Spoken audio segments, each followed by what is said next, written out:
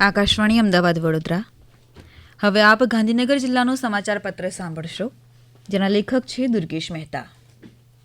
ગાંધીનગરના સેક્ટર 7 સ્થિત કોમ્યુનિટી હોલમાં પાપા પગલી પ્રોજેક્ટ અંતર્ગત રાજ્યકક્ષાનો ભૂલકા મેળો 2024-25નું આયોજન કરવામાં આવ્યું હતું. આ મેળો શિક્ષણમાં સર્જનાત્મકતા થીમ સાથે યોજાયો હતો. કમિશનર ICDS રણજીતકુમાર સિંહની અધ્યક્ષતામાં યોજાયેલા આ મેળામાં વિવિધ જિલ્લાઓની આંગણવાડી કાર્યકર બહેનો અને બાળકોએ સર્જનાત્મક કૃતિઓ રજૂ કરી હતી. શ્રેષ્ઠ કૃતિઓનું પ્રમાણપત્ર અને ઇનામથી સન્માનિત કરવામાં આવ્યા હતા. માણસા તાલુકા પંચાયતની મળેલી ખાસ સાધારણ સભામાં વર્ષ 2025-26નું અંદાજપત્ર રજૂ કરવામાં આવ્યું હતું. જે મુજબ સભંડોળ અને સરકારી પ્રવૃત્તિની આવક સામે ખર્ચનો અંદાજ મૂકવામાં આવ્યો હતો, જે 34 કરોડ 35 લાખ રૂપિયાના પુરાંતલક્ષી બજેટને સર્વાનુમતે મંજૂર કરવામાં આવ્યું હતું. ગુજરાતના Indian institute of technology IIT Gandhinagar ખાતે દિવ્યાંગ લોકોના સશક્તિકરણ માટે 5 દિવસના સક્ષમ કેમ્પનું આયોજન કરવામાં આવ્યું હતું.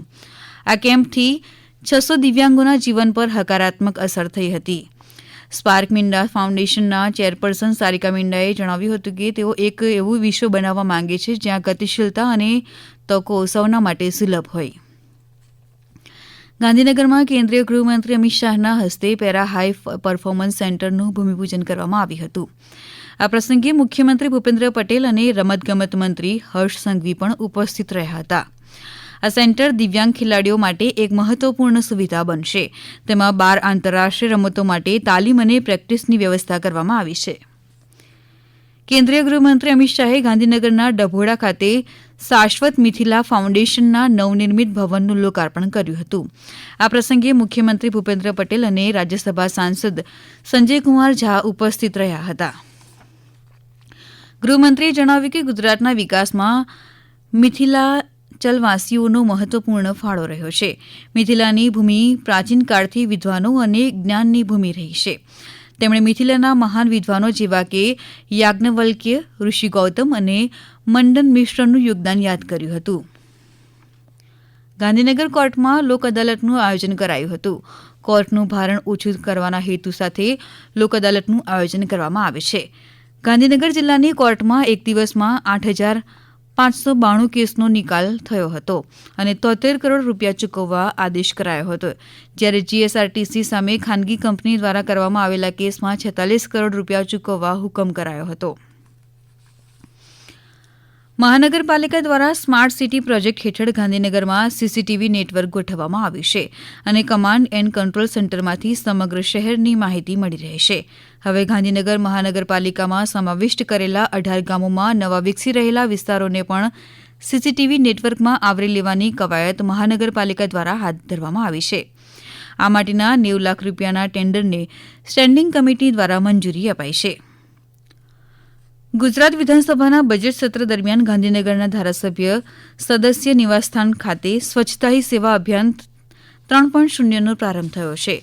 વિધાનસભાના અધ્યક્ષ શંકર ચૌધરી અને અન્ય ધારાસભ્યોએ શ્રમદાન કરીને સદસ્ય નિવાસ પરિસરની સફાઈ કરી હતી.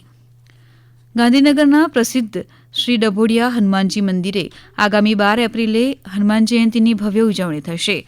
આ વર્ષે શનિવારના વિશેષ સંયોગમાં યોજાનાર મહોત્સવમાં અનેક આકર્ષણો રાખવામાં આવ્યા છે. 10 વર્ષ બાદ મંદિર અને દાદાની શોભાયાત્રા પર હેલિકોપ્ટરથી પુષ્પવર્ષા કરવામાં આવશે. મંદિર ટ્રસ્ટે 1111 તેલના ડબ્બાનો મહાઅભિષેક કરવાનું આયોજન કર્યું છે. તેલના ડબ્બાની નોંધણી મંગળવારથી શરૂ થઈ છે. ગ્રામજનો દ્વારા દાદાનો જન્મદિવસ 151 કિલોની કેક કાપીને ઉજવવામાં આવશે. ગાંધીનગર એસટી ડેપોએ હોળી ધૂળેટીના તહેવારમાં સારી કમાણી કરી છે. ડેપોએ 8 થી 14 માર્ચ દરમિયાન 264 વધારાની બસો સેવાઓ શરૂ કરી હતી.